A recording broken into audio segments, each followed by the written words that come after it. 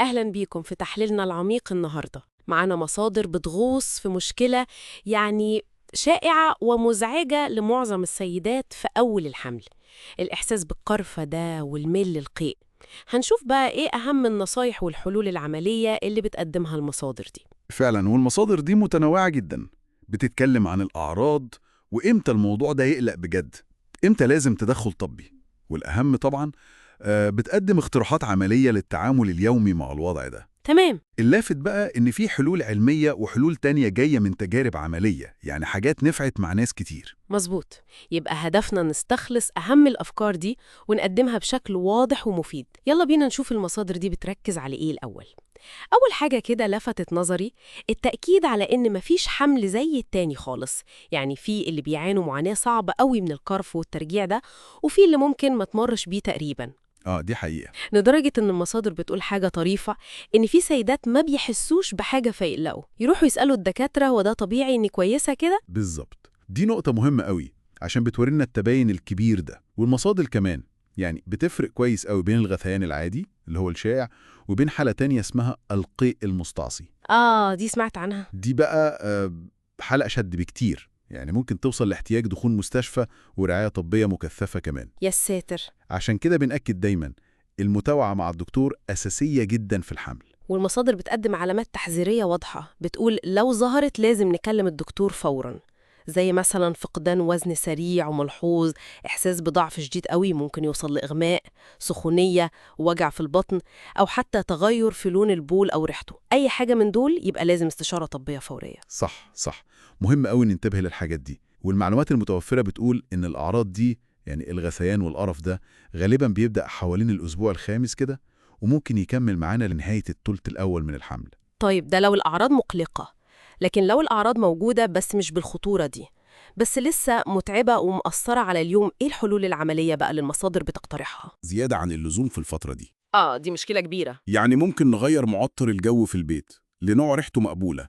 أو يمكن من غير ريحة خالص يبقى أحسن. نتجنب أي روايح نفاذة عموما. والغريب بقى، والمصادر بتشير لده، إن الحامل ممكن فجأة تكره روايح كانت بتحبها جدا، بتحصل فعلا. لدرجة يعني ممكن توصل إنها تنفر مؤقتا من ريحة جوزها نفسها. يا خبر. طيب ده يخلينا نفكر في الأكل كمان، طبيعة الأكل نفسه، هل في تعديلات معينة المصادر بتقترحها؟ أكيد طبعا، في اقتراح إن الأكل نفسه يعني طريقة تحضيره تتغير شوية، يتطبخ بسيط، يمكن من غير بهارات كتير أو زيوت قوية. والأحسن كمان يتاكل وهو بارد شوية، مش سخن مولع. ليه بقى؟ أصل بخار الأكل السخن وريحته القوية دي ممكن جدا يزودوا الإحساس بالقرف والغثيان. تمام. ولو حتى ده مش جايب نتيجة، ممكن تجربة أكل جاهز، بس طبعا من مكان نظيف وموثوق، وبرضه يكون أكل بسيط مش متبل قوي. مهم كمان نعرف لو في أكلات معينة المفروض نتجنبها خالص في الفترة دي، المصادر قالت حاجة عن ده؟ طبعا، في تأكيد مهم على تجنب أي أكل مش مضمون أو فيه خطورة، يعني مثلا الفسيخ والرنجة، أي لحوم أو أسماك نية أو مش مستوية كويس.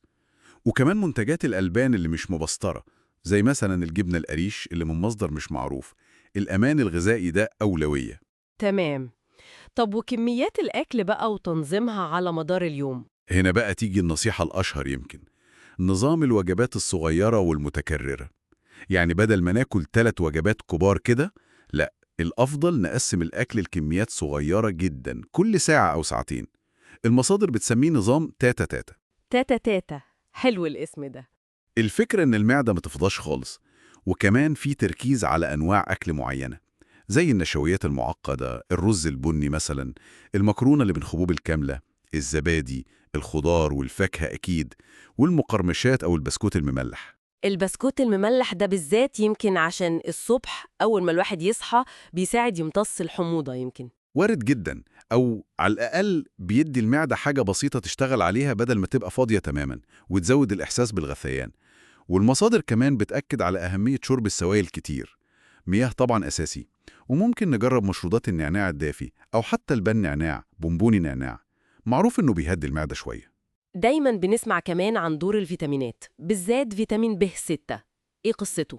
بالظبط كده، في توصيات بالاهتمام بالأكل الغني بفيتامين ب6، زي القرنبيط، البطاطس، الموز، الجزر، الفول الأخضر. في كلام إن فيتامين ب6 ممكن يكون ليه دور في تنظيم نواقل عصبية معينة في المخ مرتبطة بالإحساس بالغثيان ده، فممكن يساعد. المصادر كمان، ودي نقطة مهمة قوي، بتشير للدعم النفسي والمعنوي، دور الزوج والأسرة والمحيطين في استيعاب التغيرات المزاجية والحسية دي اللي بتحصل بسبب لخبطة الهرمونات. ده بيفرق مش كده؟ جدا جدا. دي نقطة جوهرية فعلا. التعامل مع الفترة دي محتاج صبر وتفهم كبير، ومحاولة توفير بيئة مريحة نفسيا وجسديا للحامل على قد ما نقدر. وفي الآخر أهم حاجة هي صحة الأم والجنين، وده بيجي بالتغذية الكويسة، الراحة، وطبعا الالتزام بتعليمات الدكتور وأي أدوية ممكن يوصفها لو الحالة محتاجة. يعني نقدر نقول الخلاصة كده إن في خطوات عملية كتير ممكن تساعد في التعامل مع غثيان الحمل ده، لكن الأهم دايماً هو عدم إهمال الموضوع، المتابعة الطبية المستمرة، والانتباه لأي علامات خطر. بالظبط كده.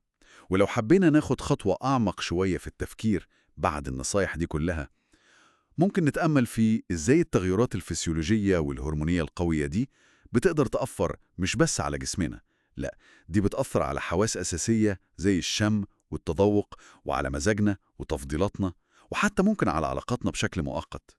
ده بيورينا قد إيه تجربة الحمل دي عميقة ومعقدة ومتشعبة. فعلا فكرة تستدعي التأمل. يا ريت المستمعين كمان يشاركونا بآرائهم ومقترحاتهم في التعليقات، لو حد مر بتجربة مشابهة أو عنده نصايح إضافية ممكن تفيد غيره. وبكده نكون وصلنا لنهاية تحليلنا النهاردة.